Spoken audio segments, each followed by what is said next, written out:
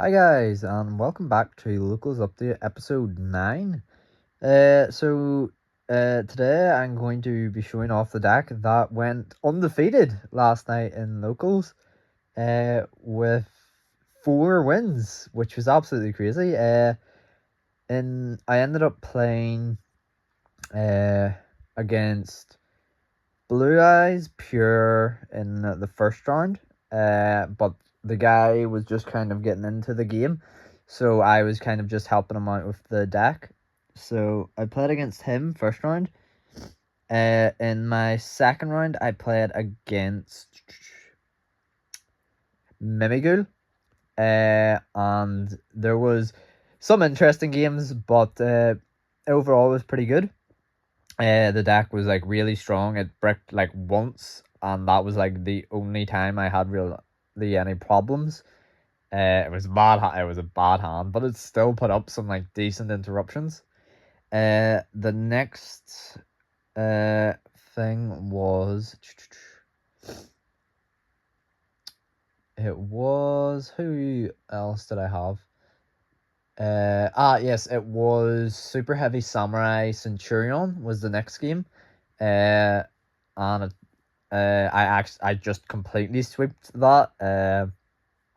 It took me. It was just an absolute wash. I just completely took the game over.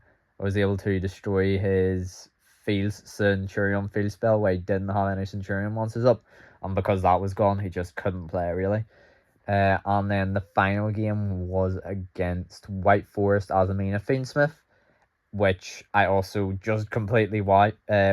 Just had enough hand traps, enough of everything just to completely wipe my opponent. So yeah, really, really great games. And overall, I was really, really happy with it. The deck just again, as always, has felt absolutely incredible.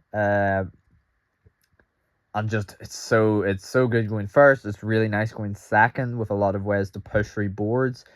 Because I have so many hand traps as well, I don't even mind going second that much. So I'll just get straight into the deck list. I think I haven't changed much. There may have been 1 or 2 changes, and I am still considering some changes, but I'll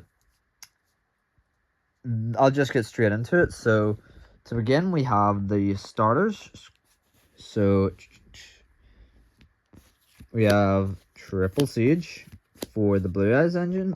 And this is also a starter for Fiendsmith because it can searches Maiden plus Barrier Resonator, which allows you to get into your Fiendsmith engine and your Blue Eyes engine, which is obviously really, really nice.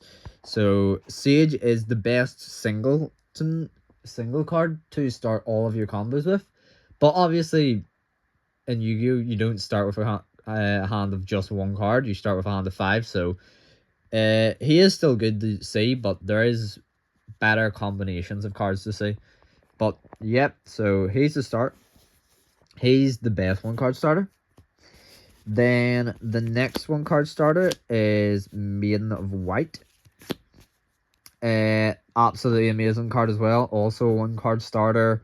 Really, really strong. Just gets everything you want out of your pretty much just everything you want out of a modern card. 3 really strong effects that just can help your combo extend so much.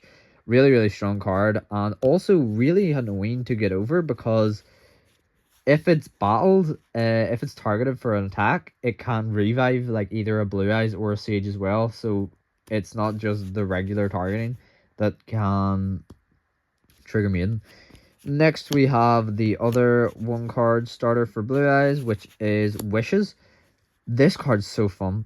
The fact that it says discard specifically is really, really strong because in the Fiendsmith engine, Feeble Lurie, which is normally a brick to see in your hand, becomes just a way for you to go full Blue Eyes plus Fiendsmith just by being able to see Wishes, which I think I actually ended up pulling off twice last night, which for most decks, that would be a brick that they'd have to invest time and bodies into to make the combo just go through smoother. For me, it's literally just a free extender that gets me a search 2 and puts so much pressure on the board. So really, really nice. Absolutely love Wishes and Lurie. And the final one card starter I'm playing is 1-for-1. It came up once last night, but that is because it's currently at 1 and it's going to stay at 1 for like ever. It's good. The only problem with it is it has to specifically send a monster. And a lot of the time, you don't want to send really anything unless you've drawn one of your blue eyes or your jet, your blue eyes, one of your blue eyes white dragons or your blue eyes jet. You don't really have anything that you want to send other than maybe like a Nibiru as well, potentially, if you're going first just. But it's okay. And it can also just put extra light fiends in your grave. So say you draw. And the fact that it as well allows me to go either fiendsmith combo or blue eyes combo is quite nice. But say with it I draw like a fiendsmith engraver plus a fiendsmith tract. It makes it so that engraver isn't just sitting in my hand doing nothing. I can just go 1-for-1, get rid of engraver, special maiden, and then I can go blue eyes combo and do all of that still, while also having just, okay, tract, add Lurie, discard Lurie, do fiendsmith stuff, which obviously is really nice. So yeah, it is pretty good still, yeah, as I said. So now, talking about the fiendsmith stuff, I will get into the fiendsmith stuff here. So we have the one of fiendsmith tract, which is searched off of the fiendsmith engraver. We have triple fiendsmith engraver because seeing him makes it so that I can just play through Nibiru, which is really, really nice. And we have the one Lurie and the one Barrier Resonator. Lurie is also just fantastic in this deck. Honestly, I have considered playing Lurie at 3 because of how strong he can be, but it is debatable, and I'm not 100% sure on it. I'd have to... there's a lot of things that I could do instead of playing Lurie at 3, but it is really, really strong. And then the Barrier Resonator is also just amazing because it allows me to do the fiendsmith stuff in engine and in the Blue Eyes engine, which is just so nice. And is also like really strong if I see like that fiendsmith engraver plus tract, because it or like engraver plus Lurie, say, because I can go engraver, get rid of himself, add tract, activate tract, add barrier, discard Lurie, special back Lurie, and then that way I now have full fiendsmith combo plus a level 1 tuner, which is really nice whenever I go into the extract and show you some of the guys in there. But that is the full fiendsmith package in the deck. And now I'm going to move on to the bricks that you're playing for Blue Eyes. So there is a few, but that's obvious because it's Blue Eyes. So there's the lineup of dragons, the two Blue Eyes White Dragon and the one Blue Eyes Jet Dragon. I personally think this is the best lineup you can have because Jet is just extremely strong. The fact that he just stops all your other cards from being destroyed is so nice, and he's so easy to get out. And Jet is just a fantastic card because you're always gonna have a Blue Eyes somewhere in this deck, and if you don't, then you're probably not gonna win anyway. So just having that Jet, it's really, really nice to just be able to grind better, which the fiendsmith stuff also really helps with. Next we have the two mandatory bricks that you have to play in the True Light and the Mausoleum of White. This is True Light has been, I've said it, I don't know if I've said it before, but I have, but I think that True Light is definitely the best and the worst card in the deck. the fact, if it resolves and it doesn't get destroyed, you can just play forever. Uh, it's so good. It's just such a good recursion tool, and being able to just constantly have a 3000 attack blue eyes is just crazy. And Mausoleum of White is also really nice at just extending your combos and getting extra bodies onto the field. So yeah, we have those two mandatory, and obviously as well, because it's searchable, you may as well play it. And then the two non-mandatory ones, but the two choices to search off of wishes are Roar and Majesty. I have considered adding Ultimate Fusion over 1-for-1. And that is only because Ultimate Fusion is searchable as well off of wishes. So say there was a game where I opened both of these in hand, so the combos had kind of got a bit more muddled because I couldn't go like normal Sage, add Maiden, send Maiden to grave, place True Light, set Wishes, because these two were in my hand.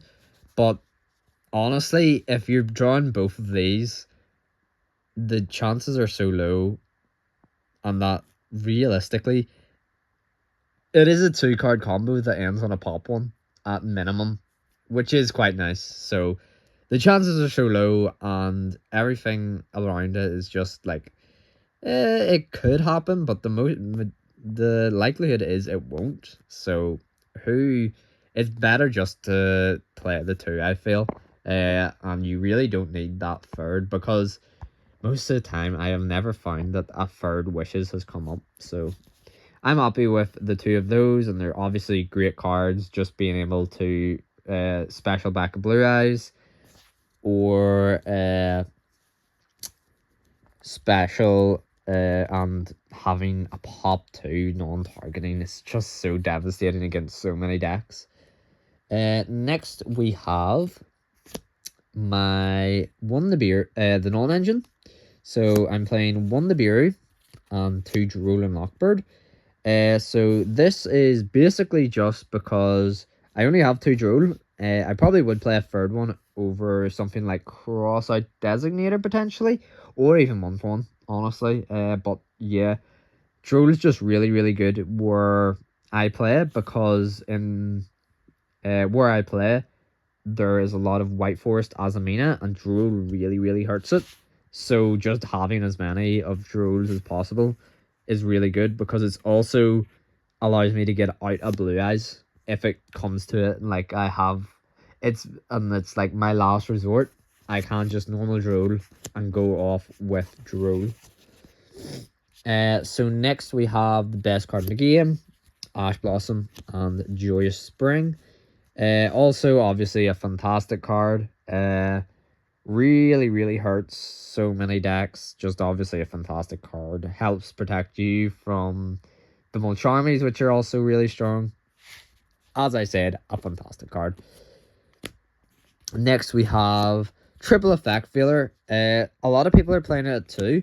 I like playing him at 3 purely for the fact that I'm typically not searching Effect Feeler off of a second Sage. It's usually just what is it called? The Barrier Resonator. So just having the ability to draw extra Effect Feelers, and also being able to use it for going into Spirit is really nice. Little Spirit and Big Spirit, really nice. Next, I'm playing one of the good Bestials, Magnemite, Druisworm, and Baldric. Honestly, these were what I said out the most, but that is because I was playing against decks that don't honestly really care about the Bestials. They are obviously still really nice against some decks. Baldric was like sided out in like all the games, I believe. But yeah, these two are definitely still worth keeping in. Because just being able to go mag off of Seals and then mag add Jerusalem, then so nice. But that is it for monster hand traps. Now it's just the triple infinite impermanence, because it's one of the best hand traps in the game. Just having a trap that is a negate that can be played from hand is really, really great. Being able to break your opponent's board with it is really, really nice. And because Tyrant can reset traps, being able to reset infinite impermanence, absolutely amazing as well. And the final cards then are the one of Crossout and Call By, just for protecting combo. Honestly, I have considered potentially taking out Crossout as well for that second role, because it doesn't feel great going second. It's good going first for protecting your combos, but it just doesn't feel great going second. So I have considered taking it out. But Call By is just a really good card going first or second, because as I have said a bunch of times, Azamina White Forest is really popular in my environment. So being able to, if your opponent tries to go the Elia Sylvia negate, you can just go, oh, Call By, target the Elia Sylvia in the grave and banish it and stop the negate, which really, really nice. So that is it for the main deck. I will go on to the extra deck, and then I'll also show off the side deck, because I don't actually believe I've done that, and I was actually siding quite a bit last night. So I'll show off the extra and then the side. So I am playing the one Neo Blue Eye for fusions. We have the one Neo Blue Eyes, the one Blue Eyes Tyrant, and the one Necroquip. This is all just kind of engine requirements, honestly. Neo Blue Eyes is fantastic for giving targeting protection to your guys. Blue Eyes Tyrant is really, really good because it clears your opponent's board so easily. And being able to reset a trap is absolutely fantastic. And then also being able to just be used for Hieratic Seals makes it a fantastic card. And Necroquip is used for making Caesar, but you can also get use of its effect by drawing a card, which by maybe like going fiendsmith combo first, bringing out Necroquip, then going your Maiden of White effect, or honestly any other effect. But yeah, that's quite nice. I really like that, honestly. Little line that you can do with Necroquip. Next, I will move on to the majority of the extra deck, and that is the Synchros. So I am still only playing 2 Blue Eye Spirit, and that is because I feel you only really need 2. I have, that is the reason, though, I have considered playing the, the Ultimate Fusion to recycle one. But honestly, after I show you the extra at this point, it honestly doesn't even feel like I need the extra recycling of dragons that the Ultimate Fusion allows for. Because the next thing I will show is the targets for the Spirit, and that is the Moonlight, the Azure Eyes, and the Blue Eyes. So I have taken out Lightstorm, and that is honestly just up to personal preference. I feel like it's a better side deck card, because not every deck is going to be wanting to set 4 to 5 spell traps, and it is obviously a fantastic to pop the spell traps that your opponent does set, but not every deck wants to set that many. So it is a good idea just to, I feel, side deck him and maybe play a better versatility card, which I'll show a bit later on. But yeah, Moonlight is absolutely fantastic with the Fiendsmith stuff. It's so strong, just being able to bounce back any level 5 or higher special summon monster to the hand. Really, really nice. And then Azure Eyes and Ultimate Spirit, just going into these guys off of the double Spirit, makes your board so hard to out, even for your going second opponent, because that's just 2 dragons that are untargetable and undestructible by card effect. And this one of those bodies has 4,000 defense, so your opponent really has to get creative with ways to get rid of Spirit and the Azure Eyes. And it also keeps them around from the spirit, which is also really, really nice. So we have that. And then we have the last synchro, which is the Bestial Dispatter. I love this guy in this deck because there is a bit of a problem with banishing, having cards getting banished. You really don't want to see any of your cards getting banished, but this patter means that if anything does get banished, you can just recycle it either back into the deck, or because most of the stuff is light or darks, just special it back to your side of the field, which is really, really nice, and can actually come up where I think I have had it where it's actually come up where I've been able to special summon.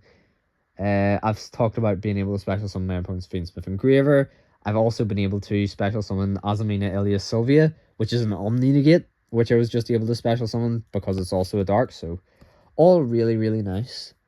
The next two cards are, one of them is new, so it's Evolzar Lars and DDD Wave King High Caesar. So I really like Wave King High Caesar. It's fantastic. And then Evolzar Lars, I have liked Evolzar Lars quite a bit recently. It's just felt really, really strong in the fact that I have been able to, just having that extra option to go into that isn't Wave King High Caesar is quite nice, because while Wave King High Caesar is really good, having an option to go, just pretty much having another extra grind option that the fiendsmith stuff can go into, because obviously Blue Eyes is a heavier control deck, so it does want to see just be able to grind out your opponent and out resource them with big bodies that can clear the field really well. So having these two big bodies that are quite impactful while hitting the field is quite nice. Finally, for the extra, we have the links. So I am playing pretty much just the standard for both packages, the 1 Requiem and the 1 Seals plus the 2 Spirits for Blue Eyes. Pretty much just standard Blue Eyes and fiendsmith links. So now I will quickly move on to the side deck and show off what I have been playing in it.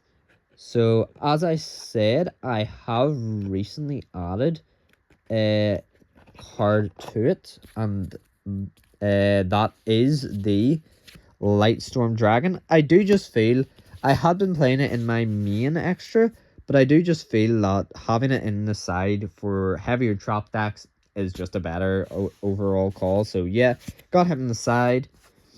I also have double Nibiru, because you don't really want to see it going first because you have an established board going first.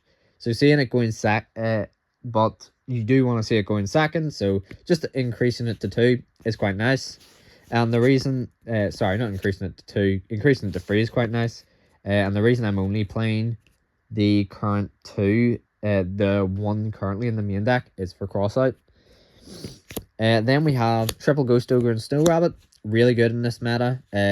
Pops field spells, which a lot of decks have. Pops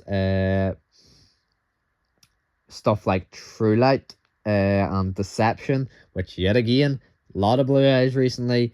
A lot of White Forest Azamina sighted in, I think for you, the main sighting pattern I think was in Nibiru and Ghost Ogre, and I took out 1-for-1 Crossout and the 3 Bestials. And the only reason I took out the Bestials was because most games I was playing, Bestials weren't great. So yeah, took out, this was like the main sides in, because these cards are just so fantastic in this current meta. Next I have triple Rebellion. I honestly never really side him in. I am considering potentially just taking him out of the side deck even as well, because he is such a big investment, but it's such a nice card, especially for the Malice matchup, just to have, because going first against Malice, he just is like absolutely game changing. And yeah, is obviously also searches Bestial, which is really nice. Next we have double Baldric plus Branded Regained. That's just basically to, if my opponent is playing a deck that really does not want to get bestialed at all, or Malice, gives that extra little edge, especially to going first with Branded Regained, which is really nice. Next we have double Ghost Mourner Moonlit Chill. I had been playing free, but then I took out one for the Lightstorm because I already have 2 targeting negate. I already have 6 targeting negate hand traps in Imperm and Veiler. So I feel like going to 9 is a bit overkill. But it's still a good card, and it's a card that I have, so I do want to play it. And finally, we have the 1 Chaos Hunter because it kills Malice if it comes onto the field. So really, really nice. Basically just a floodgate that stops banishing. So can hurt quite a few decks. But yeah, that is the deck profile that went won every round of my locals last night. Really, really happy with it. Feels really good. Feels like it can play for a lot, and pretty much does feel like it can play for pretty much anything. The fiendsmith stuff doesn't even really have bricks in it because you are playing such a low engine count for the fiendsmith stuff, and it's just such a fun deck to play. Really really strong, and I would definitely recommend, if you have the tracked, if you have the fiendsmith stuff now, definitely give it a try. Because obviously the blue eye stuff is also really cheap. Definitely give it a try. My personal MVP of the deck is definitely Black Rose Moonlight. Just being able to go into this guy off of either your fiendsmith stuff or your blue eye stuff is just ridiculous. It's such a strong card and really, really nice to have. But yeah, that is the deck profile, guys. Thank you so much for watching. And I will hopefully have another combo video up on Wednesday, just breaking down some more of this deck's combos and kind of the philosophy of the deck, because I feel that obviously there's a lot of deck combos out there that don't really show what happens if you get hit by a hand trap.